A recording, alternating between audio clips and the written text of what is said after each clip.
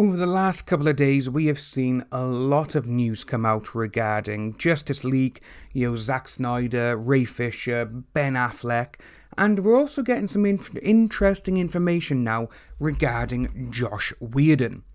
So what we're going to take a look at, we do have two websites to take a look at. The first one is actually Geek Tyrant, and this is what we gotta say. Justice League's Ray Fisher says Josh Whedon was gross, abusive, and unprofessional. The actor who played Cyborg in DC's Justice League movie, Ray Fisher, recently renounced his support of director Josh Whedon. He shared the video from Comic-Con where he said Josh Whedon is a good guy and Zack picked a good person to clean up and finish up for him. And that came with the following statement. I'd like to take a moment to forcefully retract every bit of this statement. Fisher now shared the reasoning behind this comment on Twitter, saying that Whedon's on-set treatment of the cast and crew of Justice League was gross, abusive, unprofessional, and completely unacceptable. He was enabled in many ways by Jeff Johns and John Berg. Accountability equals entertainment. And it's kind of interesting because we have that one there, and then we're going to take a look here on Bounding into Comics, and obviously it's got about what we just talked about, but it's also got the following from Josh Whedon's ex-wife. So Kai Cole penned an opinion piece in The Wrap describing Whedon as a hypocrite preaching feminist ideals. Cole claimed that after their marriage ended, Whedon confessed to her that he used his position on Buffy the Vampire Slayer to have numerous affairs. In one communique, he wrote, "When I was running Buffy, I was surrounded by beautiful, needy, aggressive young women. It felt like I had a disease, like something from a Greek myth. Suddenly, I am a powerful producer and the world is laid out on my feet and I can't touch it." She then detailed that he did touch it. She wrote, Josh admitted that for the next decade and a half, he hid multiple affairs and a number of inappropriate emotional ones that he had had with his actresses, co-workers, fans, and friends while he stayed married to me. Cole then added that Whedon told her, I let myself love you. I stopped worrying about the contradiction. As a guilty man, I knew the only way to hide was to act as though I were righteous. And as a husband, I wanted to be with you like we had been. I lived two lives. In fact, she goes on to claim that Whedon went on to describe that his behaviour was normal in Hollywood. In many ways, I was the height of normal. In this culture, we're taught to be providers and companions, and at the same time to conquer and acquire. Specifically this, and I was pulling off both. So with that there, with obviously his ex-wife saying that this is what he said, it's normal. That just goes to show he was literally abusing his power, and he's trying to say, don't just, get over it. It's normal, it's what we do.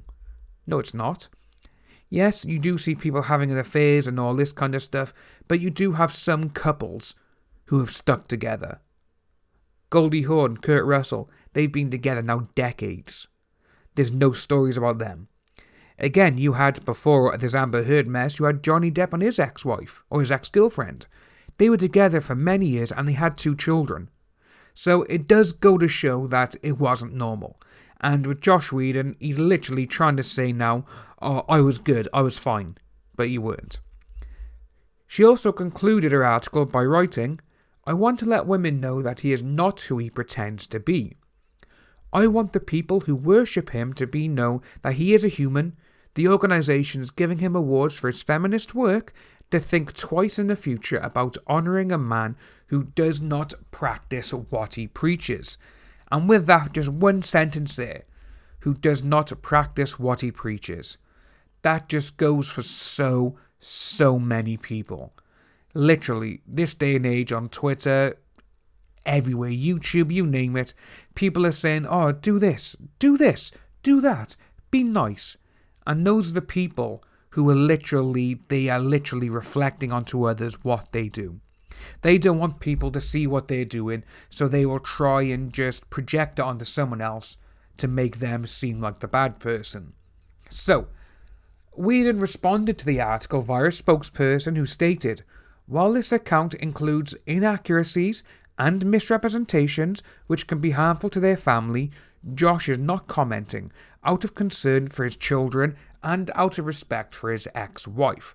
Well, to be honest with you, if my ex-wife came out and said, "Oh, he was this, he was that," and I came out then with a spokesperson who said it, not me myself, it'd be like, yeah, that's true. It'd be that sort of thing.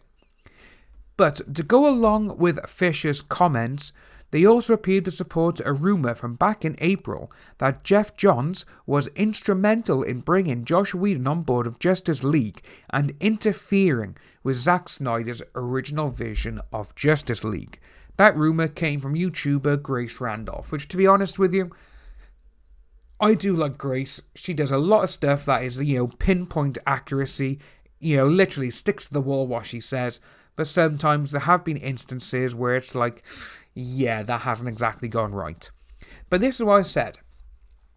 In fact, I can tell you, Johns is pretty much the one who was responsible for Zack Snyder getting replaced by Joss Whedon. She added, "He did it behind his back. That's all I'll tell you today. It's really bad." And obviously we've got the original vision of Justice League, Zack Snyder's Justice League that is, next year on HBO Max, which, to be honest with you, I cannot wait for. I am so looking forward to this. And there's also, to add on to the end of this little video, Ben Affleck has supposedly signed a brand new contract to play Batman and Bruce Wayne in Zack Snyder's universe. That's all we know at the moment, and that's coming from quite a few sources. You've got it on Cosmic Book News, you've got Comic Book News, and a few other places, which, again, sometimes they're hit and miss. But with this one, it's a rumour, but I actually hope it turns out to be true. Because in Batman vs Superman, Ben Affleck's the best in it. He's just superb as Batman, and he's a good Bruce Wayne. If you are new to the channel, please like and subscribe. Hit that notification bell for future updates, and I'll see all you wonderful people soon.